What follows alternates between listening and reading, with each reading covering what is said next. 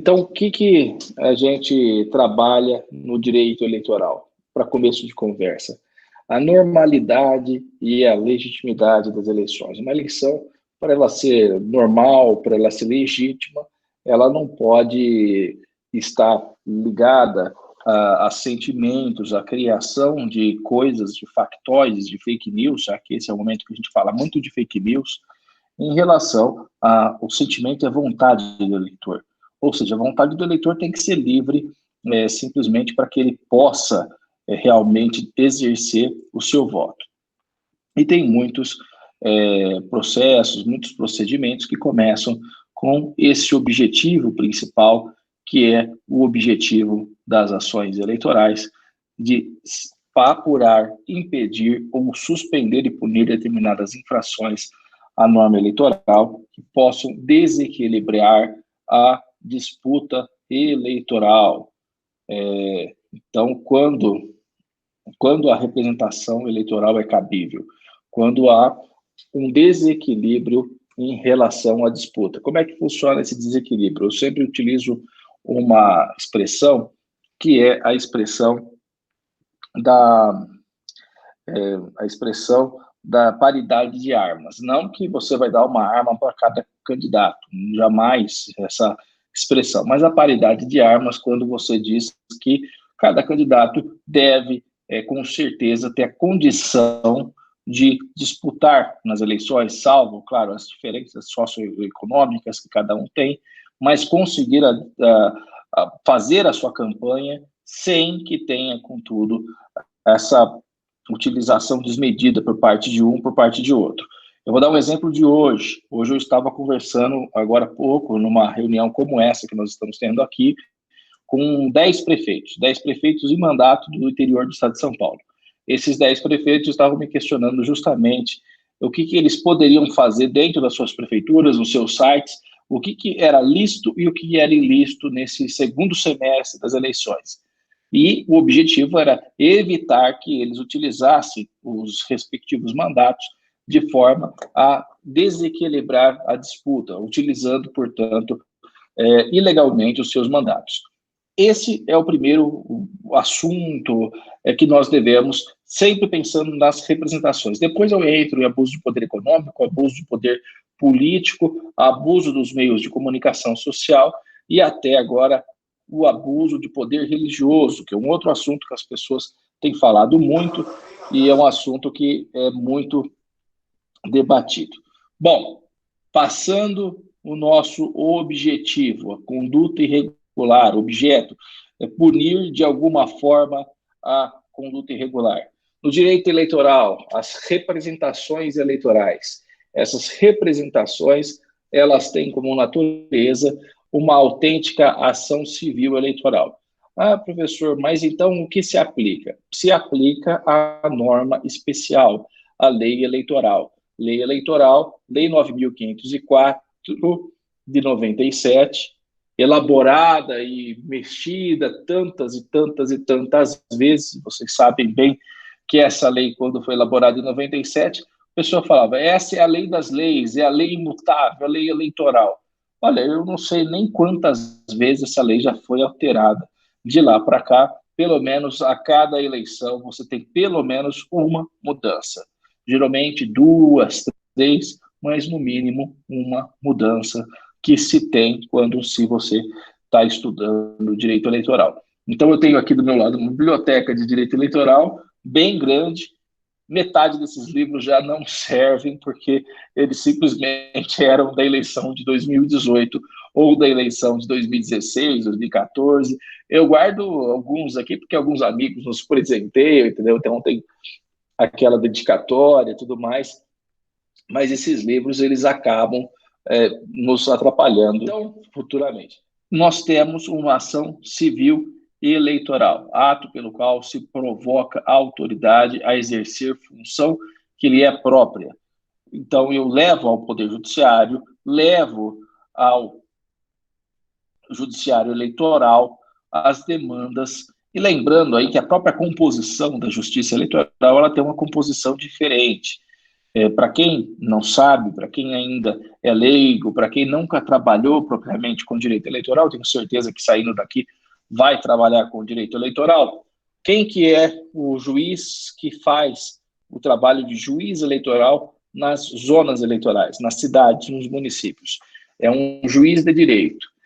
Por que é um juiz de direito? Porque a Constituição assim o diz, houve já discussão decidida pelo Supremo Tribunal Federal que caberia ao juiz de direito e não um juiz federal. Claro, os juízes federais queriam exercer essa função também, até porque há uma remuneração adicional em relação à pessoa que cumula o cargo de juiz de direito e juiz eleitoral, e daí ficou assentado que nas zonas eleitorais, quem faz o trabalho de juiz eleitoral é o juiz estadual, o juiz de direito estadual.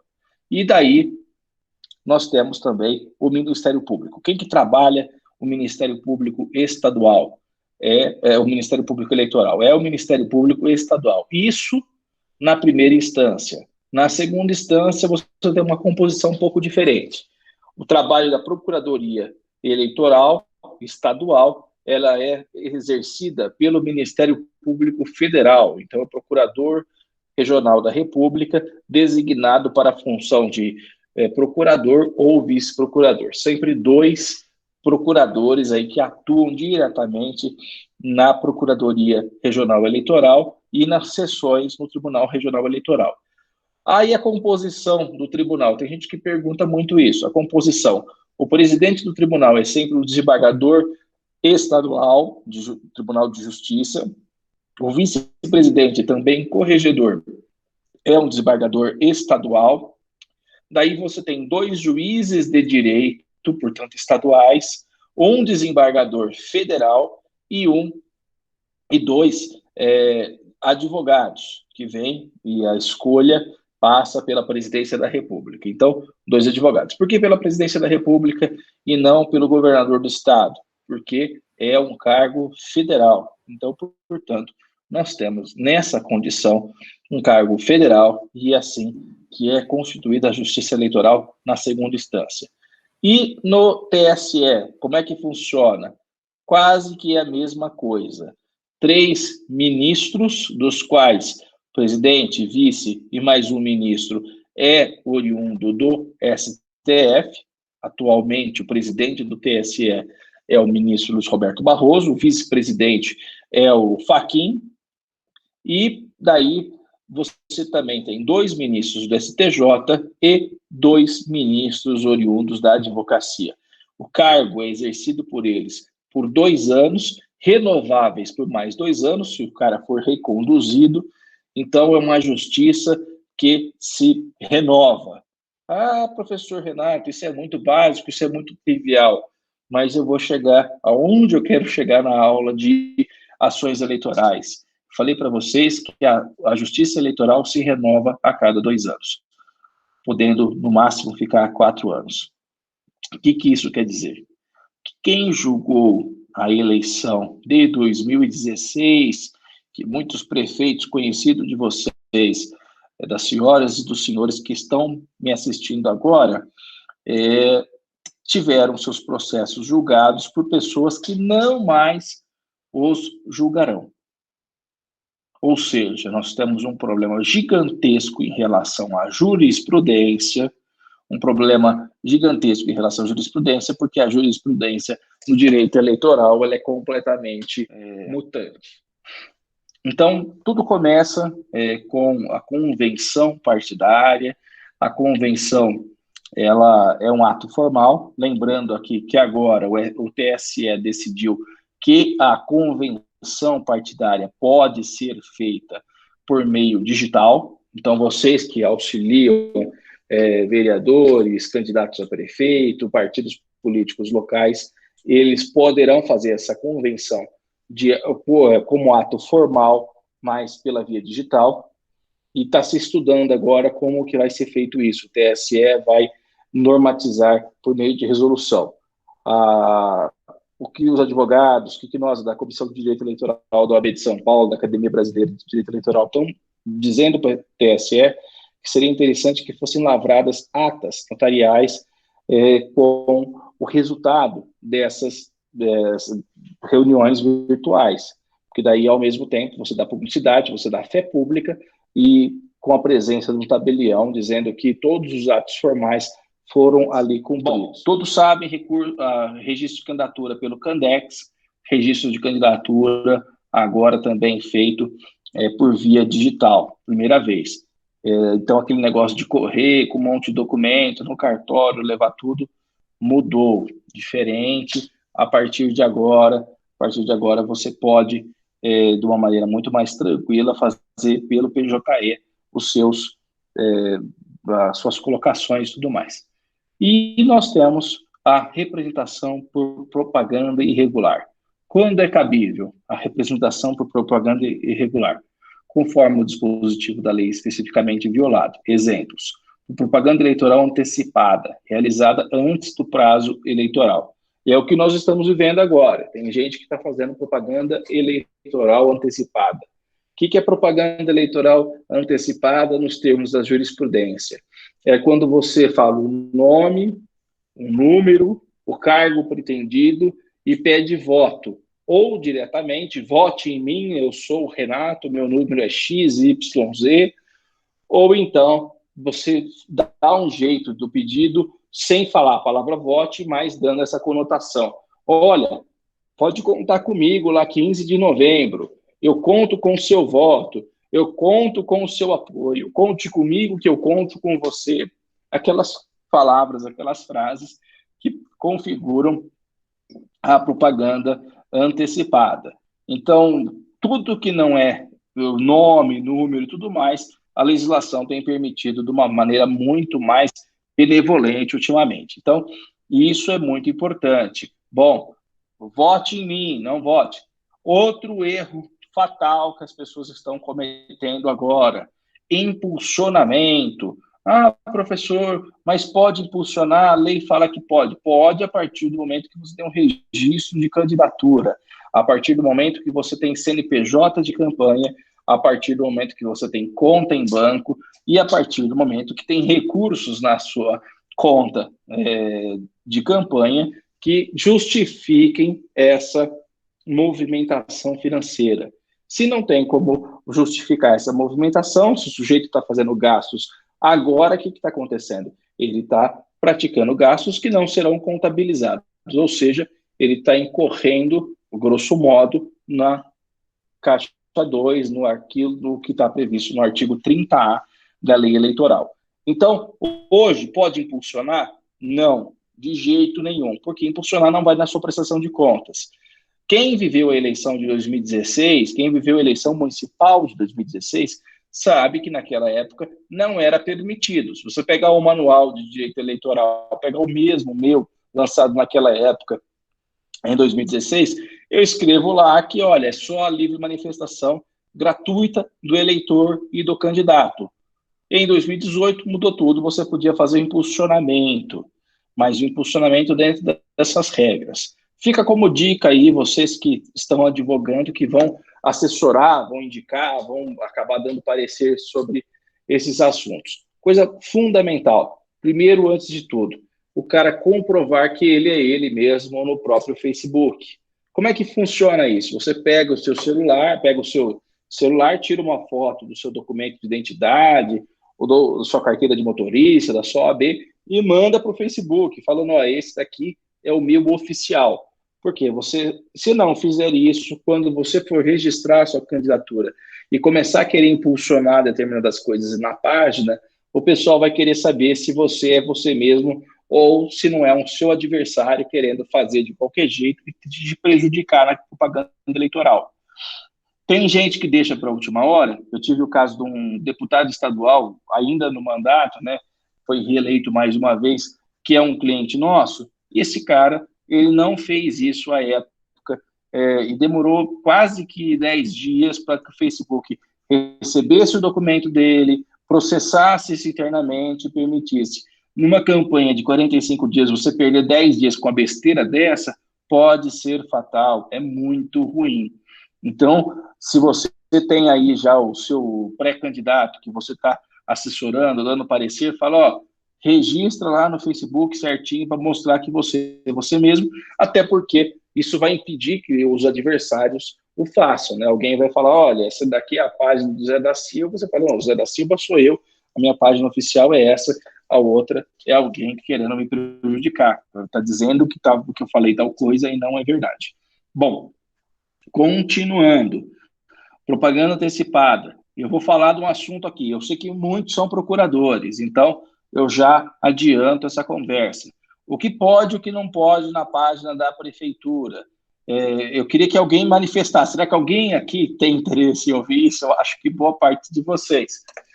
O que pode, o que não pode na página da prefeitura.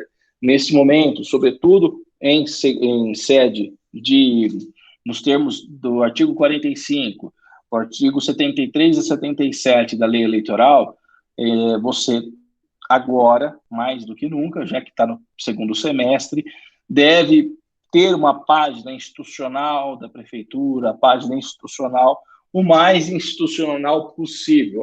Como assim, Renato? É simples de entender. Tem uma campanha de vacinação. Essa campanha de vacinação é o Zé Gotinha que vai lá dar a vacina para a criança. E eu sempre faço esse exemplo, é o Zé Gotinha, não é o prefeito que vai lá vestido de Zé Gotinha, sem a máscara, colocando a gotinha na criança e falando, olha como é legal a campanha de vacinação. Isso você está criando uma pessoalidade dentro da campanha, dentro da prefeitura. Então, eu olho toda hora site de prefeituras, parece um blog do prefeito, entendeu? O prefeito fez isso, o prefeito fez aquilo, o prefeito fazendo alguma coisa, o prefeito fazendo outra. Isso tem que terminar, porque corre o risco de incorrer no abuso de poder político. Hoje mesmo, gente, eu vou falar aqui, eu vou pedir para que o Kalel faça um comentário sobre esse assunto. Até para a gente abrir o diálogo aqui e eu molhar a boca com a água. O sujeito faz na propaganda ainda, né? Já que a gente está falando das ações eleitorais, ação por propaganda irregular. O sujeito pega um drone, faz lá com um drone uma movimentação, tudo mais, tem uma música de fundo, e o assunto é o prefeito, o vice-prefeito, o secretário, foi ver como é que está andando uma determinada obra municipal. Isso é, evidentemente, um ilícito, porque você está dando um ar de promoção pessoal com recursos públicos. Então, a representação por propaganda irregular. Eu falei da propaganda antecipada. Absurdo, mas a Justiça Eleitoral se preocupa com isso. Bens privados acima do limite de meio metro quadrado. Então, fez lá a propaganda acima de meio metro quadrado, vai lá um funcionário da Justiça Eleitoral, vai medir se você tem mais de meio metro quadrado e isso dá multa. Bens públicos que não se enquadrem nas exceções legais. Qual a exceção legal? Casas legislativas, outdoor, showmício, tudo isso gera representação por propaganda irregular, entendeu? Então, essas coisas, na internet também, a propaganda antecipada. Lembra que antigamente o pessoal pintava muros, era uma festa, né? Daí passava a eleição, 6 anos depois, 10 anos depois, você via ainda, o cara até morreu e você via lá a propaganda eleitoral. Agora não pode. Então, pode pintar muro, não sei o quê, desde que seja no bem privado, ou seja, um muro, qualquer coisa, meio metro quadrado. Então, é pequenininho, é um negocinho bem sutil. E algumas municipalidades legislaram, a meu ver, até inconstitucionalmente, dizendo que não pode pintar muro naquele município. Então, fazendo norma de direito eleitoral municipal, por incrível que pareça. Mas há essas coisas também. Mas, em direito eleitoral em geral, meio metro quadrado. O que não pode fazer, por exemplo, é a justa posição de coisas. O que é essa justa posição? Tinha gente que fazia um quadradinho aqui, meio metro quadrado, do lado do outro, do lado do outro, do lado do outro. A hora que você via era aquele banner gigantesco. Então, não pode também. e fica com vocês, às vezes a pessoa, né, no interior a gente tem muito disso, tem muitas pessoas desavisadas. Daí o cara faz aquele comitê lindo, né, achando que ele está em 2012 ainda, achando que ele está em 2010, espera terminar de pintar, no dia seguinte você vai lá e promove a representação. E o juiz não vai ter o que fazer, vai mandar tirar em 24 horas. Se o juiz for muito legal, ele vai dar 48 horas para tirar aquilo ali. E daí eu já fiz isso, né? O sujeito vai lá e tem que cumprir a decisão judicial, geralmente é imposto uma pena bastante grande, e já começa a pintar aquele comitê. E daí a oposição vai lá, tira foto, buzina, passa em frente e fala, mas já está desistindo da candidatura, já vai parar, vocês acabaram de pintar, já estão saindo, né? Isso gera um fato político legal nas cidades. O pessoal acaba se emocionando muitas vezes com essas coisas. Outdoor, nem pensar. Outdoor, nas palavras do Aires Brito, o outdoor é um engenho comercial. Ele usa essas palavras. Então, o ex-ministro Aires Brito, que foi o voto que acabou ficando conhecido quando foi decidido essa questão do outdoor, é um engenho comercial. Showmício, pelo amor de Deus, abuso de poder econômico completo, né? Eu vi, não sou tão velho assim, tenho uma barba branca, mas eu vi muito show do Zezé de Camargo e Luciano, Chitãozinho e Chororó, Bruno Marrone, que o candidato a prefeito era um mero apresentador do show, né? A pessoa ia lá para ver o Bruno Marrone, não ia para ver um candidato a prefeito, coisa nenhuma. Então, isso está completamente proibido, porque o show ele é um atrativo para não se falar de política, né? Para se falar de qualquer outra coisa que não política. Então, proibido também. Possíveis consequências. Em regra, a sanção é pecuniária, dinheiro. No entanto, conforme o dispositivo violado, pode ser aplicada sanção de retirada da propaganda, suspensão da propaganda da emissora, subtração ou perda do tempo destinado à propaganda, busca e apreensão e tudo mais. Eu vou fazer aqui um comentário com vocês que me aconteceu em representação por propaganda, para vocês verem como que isso tem que assim, gera uma dinâmica muito grande. Porque, primeiro, vocês estão em cidades que têm televisão ou que têm rádio. Emissora de televisão ou cidade pequena tem propaganda na rádio, pelo menos. A maior parte das cidades tem propaganda em rádio. E daí você tem o tempo de emissão. Se está falando de Ribeirão Preto, Ribeirão Preto é uma cidade gigante e tem propaganda de televisão. Isso faz a campanha se tornar mais caro? Sim, mas mais do que isso, o prazo para a entrada com uma representação, o ajuizamento de uma representação eleitoral é de 24 horas, a partir do momento que aquilo foi exibido, e também o prazo de defesa é o mesmo marasmo de 24 horas. Então, para quem trabalha com direito eleitoral, nesse caso que a gente está falando das ações eleitorais, prazo de 24 horas, o sujeito falou alguma coisa indevida no programa de rádio, tem que correr, fazer a representação logo, senão você não vai ter mais direito de fazê-la. Importante que a gente faça essa colocação aqui.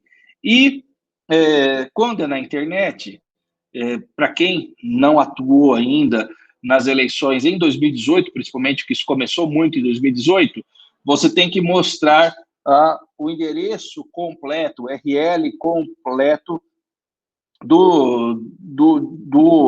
da publicação, do ilícito que você quer combater. Então, se você clica lá em qualquer foto no Facebook, pelo computador principalmente, vem aquele endereção grande, né? Facebook, / não sei o quê, e uma série de números, letrinhas e tudo mais. O que acontece aí? Você tem que impugnar diretamente aquela publicação, aquele vídeo do YouTube, aquele post no Twitter, e tudo isso tem exatamente um endereço grandão.